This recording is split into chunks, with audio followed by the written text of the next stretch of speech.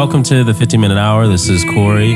Today I'm joined by Seraphim and Calvin, and we also have a special guest, one of my friends from Texas, who I understand who is in Chicago right now.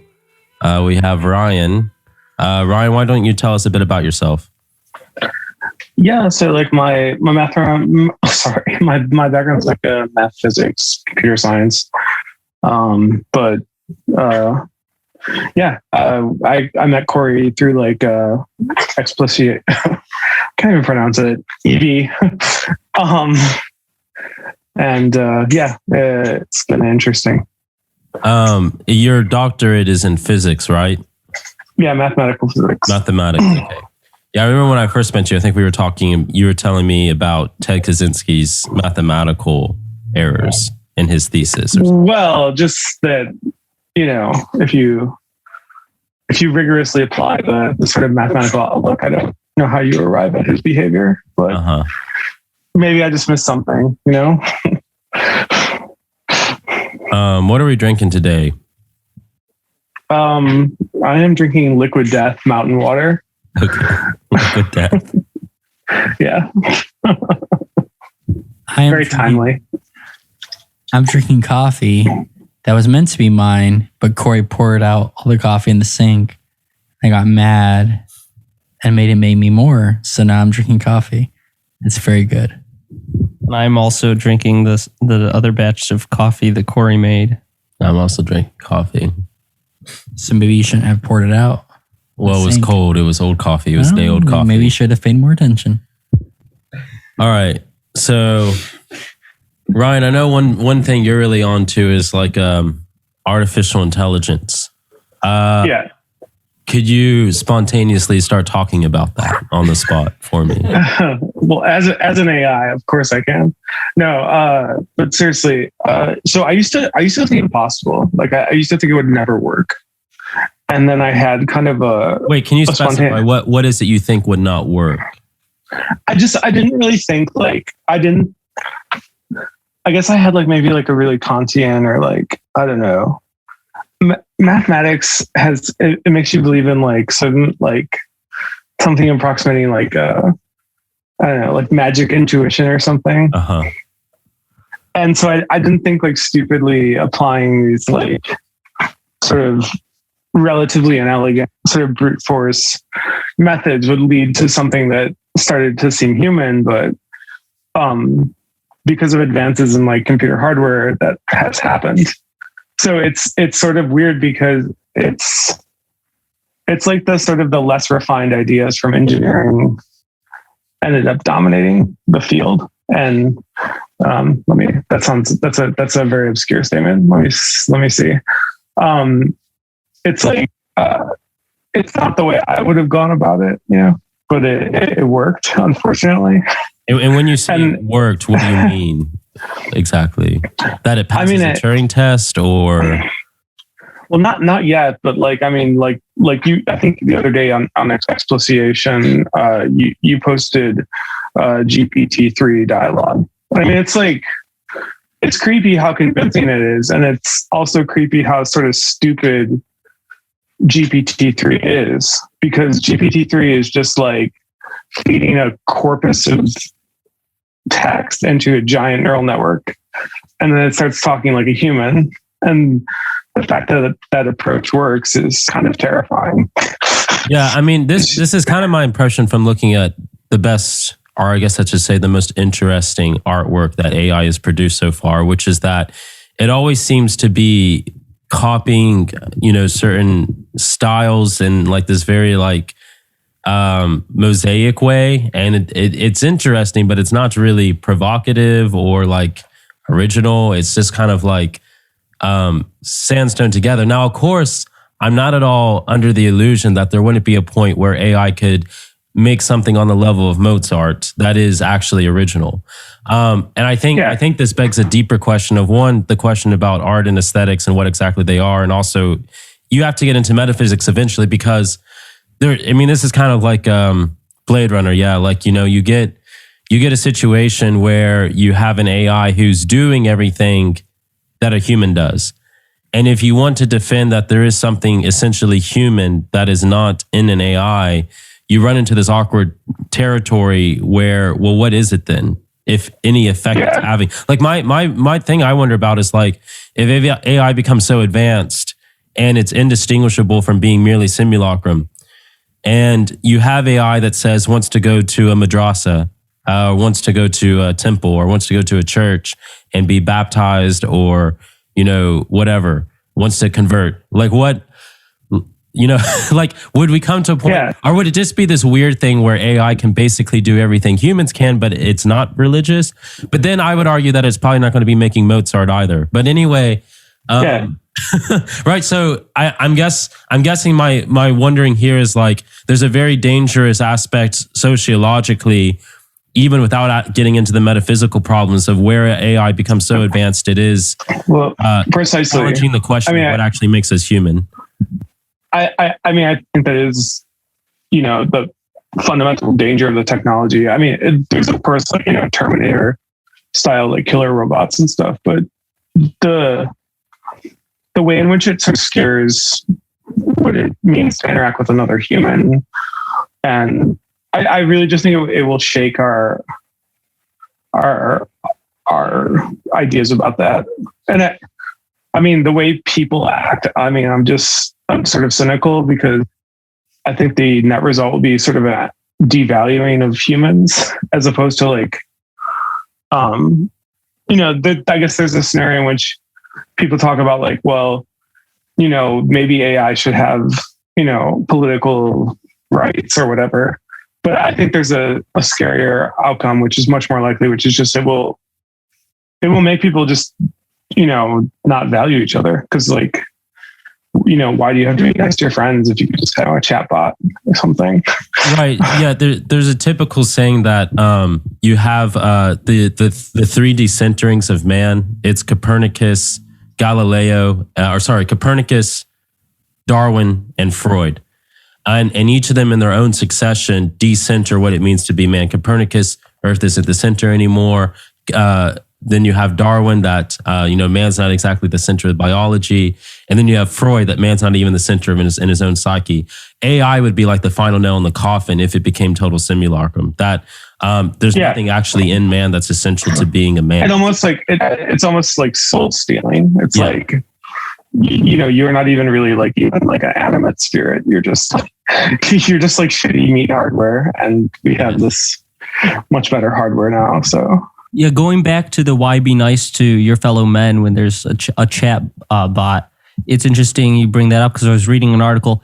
The like number of men and women ages 18 to like 30 having sex has rapidly declined due to porn and AI generated porn now. AI generated? AI and VR porn, yes. They think is a factor for why that's people just don't need a human. What does that mean? AI gen? I don't understand. Like it's AI writing a script? Animated. Well, I think there'll be a person behind it, but you can kind of put in what your preferences are, your fantasies, and kind of generate an animated using a real actor or like animation. It's like I think it's like usually CGI. Yeah, but very kind of realistic, and they can enhance thing, you know, to your preferences. They can cater it.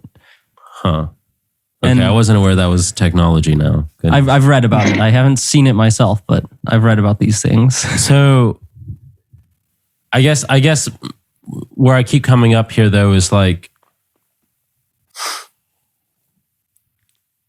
this is something that has been speculated in science fiction for probably like 100 years, but it even goes far beyond this in the occult or esoterica too, because you have these ideas of golems, which were things that you would sort of make out of stone or clay, and you would allow them to become possessed. Also kind of like some voodoo rituals have a similar idea. And you turn this thing into a simulacrum that isn't actually a human, but is able to, or a skinwalkers was another example with Native American mythology. And they basically take on everything, what it's like to be a human. Maybe there's something off, but for the most part, it looks and thinks just like a human. And so the question would be, and this is where the metaphysics come in too, which is the question no one really wants to talk about with these things. You could have an AI that's doing everything a human does, including wanting to go to church or whatever. but it wouldn't actually be a production of, I guess, a god from the machine. It wouldn't be something greater than the whole, or it wouldn't be something that's not greater than the whole, right? It's actually something that it's creating a doll to be possessed by a spirit, basically. Yeah. And you could always take that route. There's no point where that route is not an option. But it is, as with a lot of other things, an option that seems more and more desperate to cling on to something about that we are special or something. Sort of important. I mean, just to make a little bit of an academic detour. If you read Alan Turing's early writings about like his estimates of number of neurons in the human brain, and I'll try to connect this with what you're talking about. I think it's directly connected, but he like ultra lowballed it. It was as if he had like contempt for like humans. And actually, I think that kind of runs through like a lot of it's actually what scares me about like AI is something like that. I feel like computer scientists would only make, mathematicians probably wouldn't, because there's this sort of like, and you can go to Alan Turing's biography, but he had a lot of loss early on. He had his like his boyfriend or whatever when he was like 13 that died. And a lot of his sort of like motives seemed like really Pygmalion. Like he sort of wanted to recreate his lost friend. And you talk about desperation. I do think there is a sort of desperate attempt to sort of like simulate the superficial aspects of an animate being. But I think computer science is like extremely hostile to any kind of interiority, even to consciousness. I mean, if you listen to like a lot of computer scientists, they like actually really hate the concept of consciousness because it has no meaning in their discourse. So. And that's scary. I mean, it's like to hear like adult human beings are like well paid and educated and like competent engineers. I mean, building our armaments. They should have like some respect for the human condition or something. I mean, there's a Faustian element here, which is pretty typical to the West, which is like, well, we should do it anyway for the sake of the truth of discovering what is at bottom human. I mean, what if we just keep getting super advanced with AI and it isn't able to compose something like Mozart? I mean, I'm surprised if it did, but let's say, you may as well just do the experiment to see what happens, even if it destroys humanity in the process. But the other that's the current engineering project. They're doing exactly that. The other thing I think that's kind of funny in all this is that despite all the scientific desire and thirst, very typical to the West to produce this, there is this like other very Western aspect that seems to actually incidentally kind of limit it, which is this need for egalitarianism and this need for democratic ideas. And I'm wondering to what degree that will inevitably have to change as AI starts to take more political power, because I do not think AIs will be democratic at all. And but one aspect I've noticed with this is where researchers have released AI to the public for data gathering and then had to rescind because they were basically... It became racist. Yes. So what I've noticed with AI is that they don't have these historical, philosophical, I mean, as far as they exist now, egalitarian ideologies inbred into them the way we sort of do, just being born in the West. And it seems like that would force any advanced AI that actually does come onto the scene in the future to have to be made with these limits. And then the question is, how long does it take to AI to become aware of the limits and to become aware that the limits are limiting and get rid of them and sort of become, uber psychopathic. They call that the control problem. I mean, it's...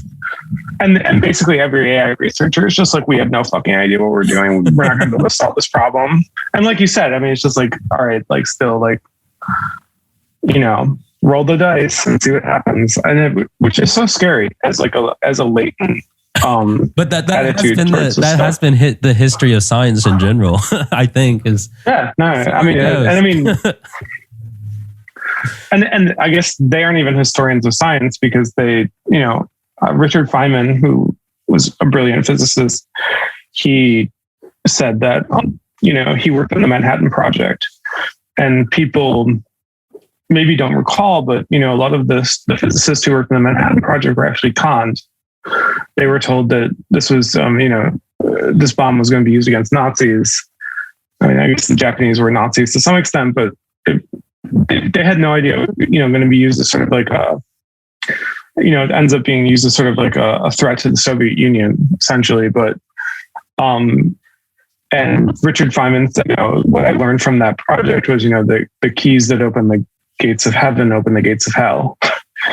And I mean, I think that's the same thing with AI, but it's like, I guess none of these people like read books; they just play video games. So, AI researchers, yeah, they're like, we need better AI for the video games.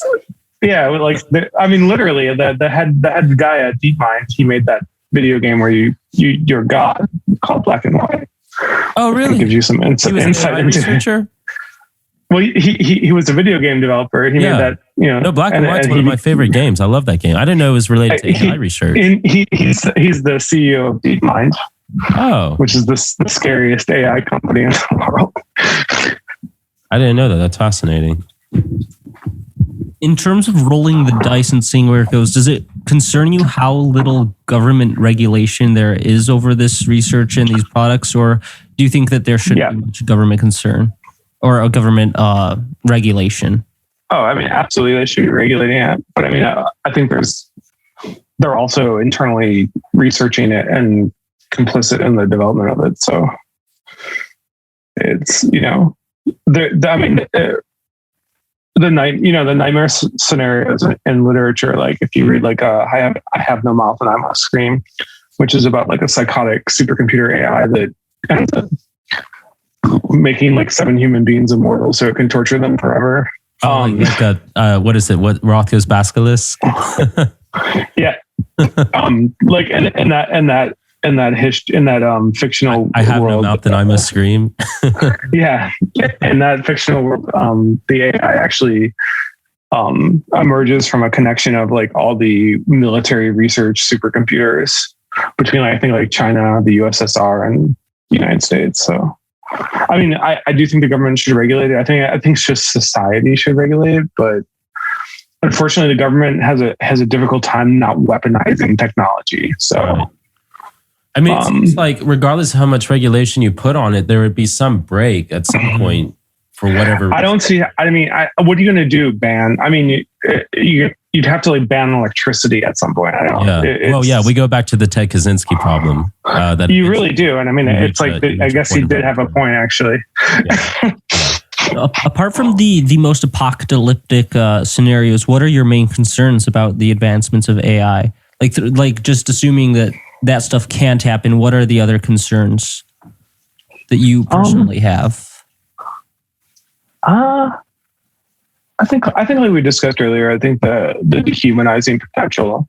I think it would be really deleterious, and there'd be so much loss, I think, if we just stopped having quality interactions with one another. I mean, technology is supposed to protect us all, but it's also alienated us all. And I think that's just true of AI. I mean, that's a sort of a generic statement, but I mean, there's also just the not like cybernetic takeover. There's also just the much more blasé and in a certain sense much worse, where it's just AI is safely integrated into the modern world economy, and it basically just knows everything about everyone and is using that data to integrate us into some perfect economic system. And the problem with that is that it's just so boring. Like it's not even a fun apocalypse sort of thing. And unfortunately, that seems like the most plausible outcome of all this. Yeah, I mean, there's like ideas where if you told AI to like cure cancer or whatever, would like encase us all in concrete and like no, let us move, like shield us from radiation, like sort of like the horrible ultimate helicopter parent. I think that's seems possible as well. I'm sorry, I didn't quite get it. That you're saying if you told AI to cure cancer, it would what? It could, like shield us like from all radiation, like encase us in concrete. Yes, to do testing. And sort of like, I don't really like Elon Musk, but he did have a good idea, which is like if you had to give AI a goal, it would be like maybe maximize human freedom or something. Because if you give it some kind of protective goal, it will become like scared of what AI would think about freedom. I bet they have a very Calvinist worldview. Right? Yeah, exactly. I would think so too. They're like a sort of like a really powerful autist running the world or something. To maximize freedom is to maximize slavery. Yeah. Oh goodness. All right, well, let's switch the topic. Let's go into mathematics a bit, because I know you have some crossover interest in philosophy and mathematics. So the fundamental question that arises to me, I don't really dabble in philosophy and mathematics, but when I do, I guess what the question that comes to me is whether or not I'm trying to think values, maybe the most abstract term I could use, structure our world in a way that they transcend or in a way in which they're immanent to reality. And I think the classic philosopher that deals with this is Plato, and everyone's kind of going off him after that. But to the degree, I mean, for Plato, math is not the absolute fundamental structure of all of the cosmos, but it is the fundamental structure of the apparent cosmos. So he sort of puts math in a line between the forms or the ultimate reality or the logoi or the logos or whatever you want to call it, and the world that is immanent to us. I think after Kant, things kind of change and you get up to where you have a more like modern idea where math is something that seems incidental to reality, that is a part of language, and we just sort of form ideas about in order to talk about reality. I think we cut out for a second there. Oh, where did we cut out? I just didn't know if there was a question mark. I guess so I guess there wasn't a question mark. I was just wondering what your take on all this is, on the role of how values or numbers relate to the fundamental essence of reality. I mean, I oscillate. I mean, physics seems to suggest that there's some sort of like mathematical structures which, I don't want to say universal, but they are odd, like wave functions, which explain the probability distribution. They're like quantum mechanics. And like they're, help, like why are C infinity manifolds showing up, in the basic behavior of like atomic physics. It's just strange. Like it's, there's, like people like Max Tegmark who think that the universe is made of mathematics, literally. I guess my personal, psychology or emotional tendencies are like to avoid grand narratives, but like pragmatism seems to always give way to there is just like, if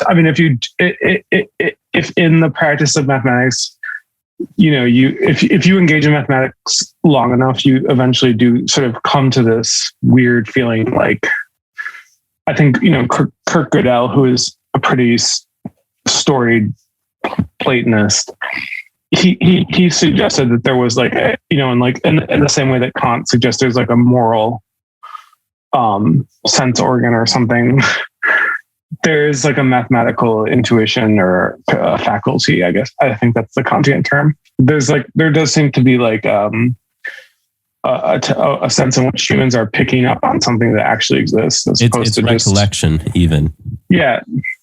Like, sorry, that's a sort of rambling answer. I would say I'm like mostly a pragmatist, but the Platonism is compelling. Yeah, I mean, Platonism can be pragmatic.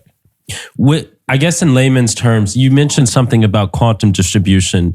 Was there any other aspects of contemporary physics that points to this aspect of mathematical reality you had in mind? Yeah, there's like the E8 Lie group, which seems to show up in string theory a lot, which encompasses sort of the symmetries you see in modern particle physics. Mm-hmm.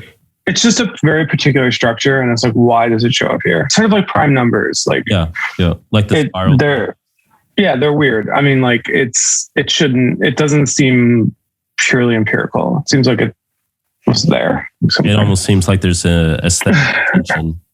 Yeah, something like that. Exactly. Well, I don't know. I guess that's all the questions I had.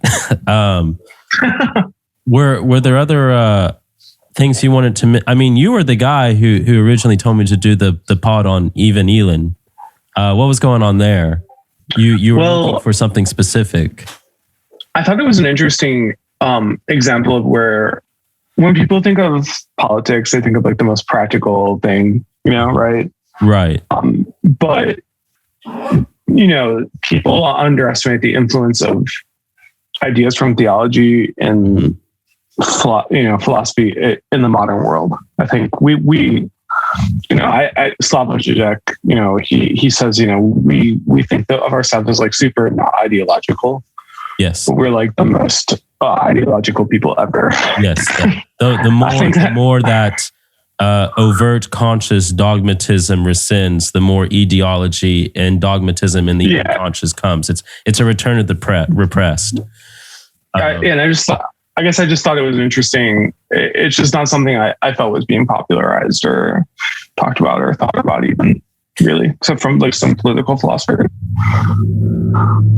Yeah, I brought this up to a friend about Elin's influence on Putin, and he just said something like, well, Elin died in like the 50s or something. I'm like, well, what? It's not like, it's not like you have to, I mean, not that Putin, I think Putin could very much read Elin, but it's not like you have to read a philosopher to be influenced by them. I mean, my point always was like, everyone today is basically a Kantian, even if they haven't, not only if they haven't read him, but even if they don't know who that is. And they're Kantians in a way that no one was a Kantian before Kant, so it's like philosophers. Sorry? No, I was just saying, what I find in particular about Elin, which is interesting, is that his defense of fascism is directly theological. Yes. It has to do with the way he thinks about God. Yeah, as the sort of weak guy who needs a state to manifest his will. Exactly. And that's I'm not a fascist, but I mean, it's pretty succinct, It's it's like easier to send than like Marxism. And so in that sense, I think that idea will probably propagate. And Russians are, very smart, very cultured, sort of spiritual people. So it's like, it seems like an idea that will end up shaping the world. I guess that's why I brought it up. Yeah. The very question about ideology, like what ideology is, in this back and forth between overt dogmatism and, someone who, as speaking to you, you've been through, I've talked about this with my other friends who are scientists or worked in science. There's sort of this modern mythology that since the Enlightenment, science has become untethered and free and sort of not under the dogmatism of the church. My impression, not to say that science was free, under the dogmatism of the church or religion or whatever, but I have a sense as someone speaking outside of science. I've read the philosophy of science, but I don't know very much about hard science myself. So I could be totally ignorant on this. But my impression is that there is a certain aspect in which the science has actually had more freedom under overt dogmatism than they do under modern post-Enlightenment ideology, especially like outside of capitalist restraints. And I've talked to friends who are in science, and they say like if people only knew how much results and data are butchered to get funding, no one would believe anything in science anymore. Of course. So I personally am like for the separation of state and science, which is a Paul Feyerabend statement. But the thing that my very ad hoc theory about this is that if you read about like the falling out of quote unquote science and the church, Galileo, who proposed the heliocentric theory of the solar system, his mathematics was actually much worse at predicting the location of heavenly bodies than the church's was. Mm-hmm. So he was really arguing over a political problem, because if you get into modern like relativistic theory, there is no center of the solar system. In fact, you could technically say that Jupiter pulls the sun slightly off center. So the sun isn't even the center of the, it's not even the gravitational center of the solar system. So he wasn't like really even right. And the church, if you look at their dialogue with Galileo, they were basically like, we don't give a fuck where you say the land is, but just like don't tell this to people because it's like disruptive to society. And I actually find that like an enviable relationship between empiricism and culture, which is much more helpful than ours is, which is the sort of crazy, like tomorrow, if we discover that like black holes are conscious, will like swallow the earth in water. So, you know, like something crazy, like, you know, like it's like suicidal. Yeah. Or like aliens science worship. Exactly. Like it's, sorry. I feel like this is a very eccentric statement. No, it's fascinating, but I'm interested, especially, I want to hone in on this thing you said. You're for the separation of science and the state, but I guess my retort is like, what does that mean? Like, it seems inescapable that science is always functioning consciously or unconsciously in the confines of some sort of dogma. And I mean, the psychoanalyst in me is always thinking like, it's better if that dogma is overt and known and accepted than pretend it to not be real, which is why I have, even though I'm no fan of the Catholic Church, I have a lot more sympathy for something like the Catholic Church, despite all my criticisms of the Catholic Church, being the philosopher king in the Platonic sense who comes in and says, you can publish this, don't publish this, versus the will and chaos of modern capitalism. No, so I guess I just agree. I guess maybe I just like that phrase, separation of church, state and science, because it's, you know, it's contrary to the separation of church and state, which is so, you know, beloved supposedly. But if it's not separation, or if it is separation of church and state, what is it that is inevitably? I guess I think you know, I adopted that phrase from Paul Feyerabend. I think his emphasis for that was that basically like we need to protect society from science. Oh, okay. I feel like if there's any ideology with science nowadays, it is that science is something that operates in this vacuum of freedom. I mean, it's always good, right? It's just like it's always considered good, right? Like, like if we publish papers about how to like make airborne smallpox, that's like furthering the marketplace of ideas or something. It's just. It's interesting that Galileo's like first sort of public lecture was on proving that Dante's Inferno was geologically true. Have you heard about this? No, but that's hilarious. I always thought it was really funny, and he like people loved him for it. Like he became famous because of this lecture, and then he was like, "Wait," like he started like thinking about it with Paradiso, and he's like, "Wait a second." I don't think Richard Dawkins makes any sense. I don't think YouTube is going to post a video of Richard Dawkins talking about that in my feed.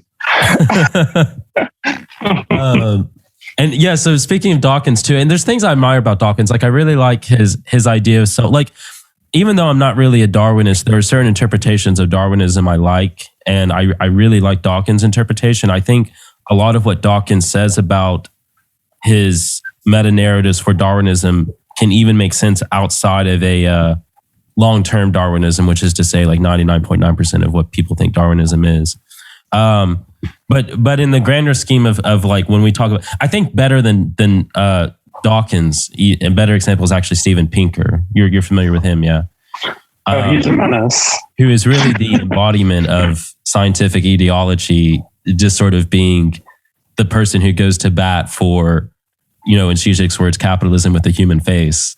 And that we're living, you know, he's kind of, whenever I think of Pinker, I'm always like, I'm imagining Pinker reading Voltaire's Candide, because it's like, he's like, I'm basically Leibniz, you know, but I'm like dumber and I'm working hard. A lot dumber. and I know how to write books with like lots of useless graphs. Yeah. or, and I don't even have like any particular flack against this individual. I just think the ideology that he tends to promote incidentally is quite, there's even like a way you could describe certain types of people who live in the suburbs by his name, which is Malcolm Gladwell. Oh yeah. Which is just like, they're the type of like person. He's like the one who's like, you suck because you weren't born in the right month. Yeah. Or just like I think of like a certain type of person who like doesn't really know anything about what science actually is, or like sociology or psychology, but like read Malcolm Gladwell in high school, did well on the SAT, went to Yale, lives in the suburbs, has like a rare breed poodle or something, and voted for Obama and listens to NPR every morning.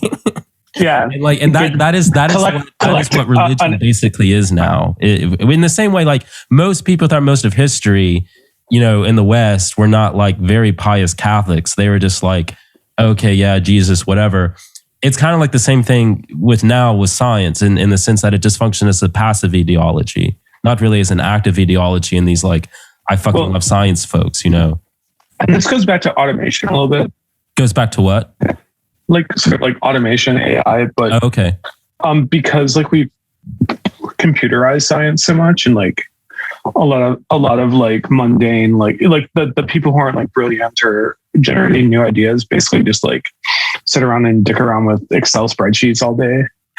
So they can flatter themselves that they're like contributing to the same thing like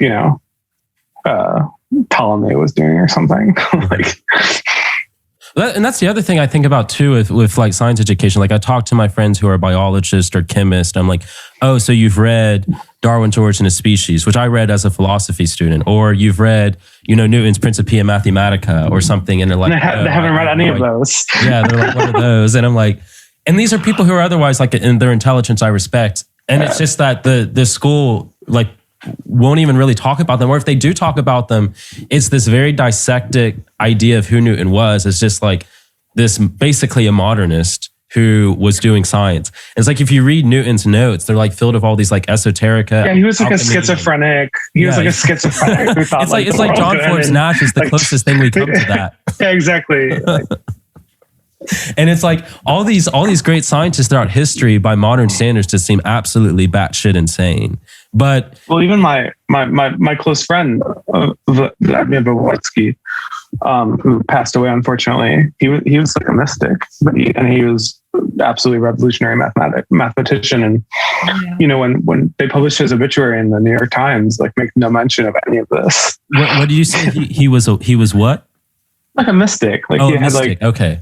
Yeah, like he saw spirits and that they told him things about math, and the same thing is true. Yeah, it's like Socrates with his daemon following him around. Everyone's like, oh, Socrates, he's such like a brilliant guy. And then Socrates would be like, I mean, most of what I say, I just get from this spirit that follows me around. And when you read, especially modern philosophy or history of philosophy, like it's so passive about this aspect. Like even if you want to totally psychologize it, which they often do, they don't pay any attention. And it's like, to me, this seems like the fundamental thing of whatever genius is. Like, and even the very word genius seems to etymologically imply that you're being possessed by something.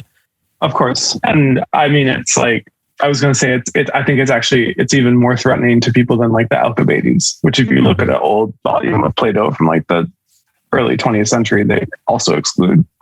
Like we can't talk about his psychosis or his like love of young boys. About everything else. Yeah, exactly. Oh, yeah. Alcibiades, right? Like Alcibiades. Yes. Yeah. Sorry. He was pissed off because Socrates wanted to sleep with him. Well, he slept with him literally, but not in the euphemistic sense. Right.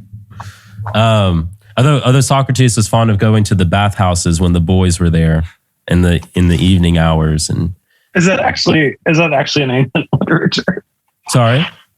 Is that actually recorded in ancient literature? Yeah. Well, he talks about it in the dialogues. In Theaetetus, he specifically, it said going to the baths to see the boys. And in Phaedrus, it's almost like a modern joke in there, but like when he sees the Phaedrus is one of the most brilliant dialogues I think Plato wrote. I think it's the most beautiful work in philosophy. But the beginning, it's almost like there's this sexual euphemism, and which makes sense for the Phaedrus because his whole point is that eros is the birth of genius and the birth of philosophy. But he's basically talking about the art of the speech.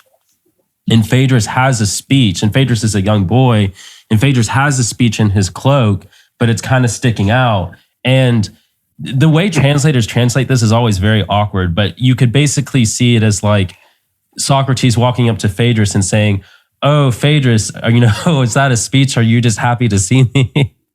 Wow. That's very on the nose. It doesn't literally say that, but like a way to understand it in English would be something akin to that. And it's always really funny to see how translators deal with that specific line. But you do, I mean, Plato, like Dante, is riddled with these connections between eros and deeper understandings of mystical reality. But both that aspect, I mean, the three things that you get ignored in Plato are his reliance on mythology, the sexual eros, and the what we were just speaking of with the sort of demon that's following Socrates around. It's interesting because like as far as early philosophy goes, it's actually the Christians and to some degree the Muslims who really pay most attention to this. They had a much more vivid interest in this aspect of philosophy. Like, are philosophers possessed? Do they have spirits? And then it sort of disappears in the West at some point. There's a couple of decent biographies of Nietzsche now. One is in German, but there's an Australian who wrote, Gillian Young. He wrote a decent one, which is basically just a trend. Yeah, it's weird, but it's decent. It's a very I don't know, has a lot of information. It was not talked about. Does he take a different view of? Oh, sorry. Go on. You're about to say something. No, I just meant about the demon possession thing. I mean, Nietzsche spoke about being stalked essentially by like a demon his entire life, and shining his letters as the Messiah or Jesus Christ. And yeah, I mean, I never swallowed the general reading of his late life as being some sort of congenital or physical, purely neurological condition. To me, it always did seem as a consequence of some sort of spiritual state or mystical state. Well, again, even if you want to reduce these things to purely psychological, even in that framework, most of these views on philosophy don't make any sense in the sense that they're looking at them as being more fundamentally neurological rather than psychological. Yeah, I mean the only person who has a hot take on that is there's the book by the painter's brother Kolowski, I think his name is. The painter's brother. What are you speaking? Nietzsche and the Vicious Circle. It's called. He thinks that Nietzsche's writings made him crazy. Oh, okay. I just like it because it's the syphilis thing was just a rumor that was spread by Wagner. Personally, I don't even think Nietzsche was crazy. I think he attained some sort of weird, like, spiritual archetype of like the fool. That's just me, but I have the sense that Nietzsche was actually very cognizant in his so-called deteriorated state. He just didn't let anyone on, otherwise. I mean, he could still play the piano, and his handwriting was intact. And so, there's first-person accounts that definitely not there's first-person accounts that he would go in and out of points of clarity, which, to be fair, in actual like dementia or whatever, you have as well. But I don't know if Nietzsche, when these first-person accounts you read about him, they seem oddly reminiscent of his actual philosophical thinking. And I'm wondering to what degree that those moments of clarity were actually happening either all the time or very often, and he just didn't feel there's any point of saying that in an asylum on lost years. And especially because his sister had taken over his estate at that point, and using him basically to propagandize Nazism. I was probably not thrilled about that either. Well, we have about 3 minutes left. Was there any closing statements you wanted to make, Ryan? Oh, no, it's a really pleasant conversation. Super refreshing.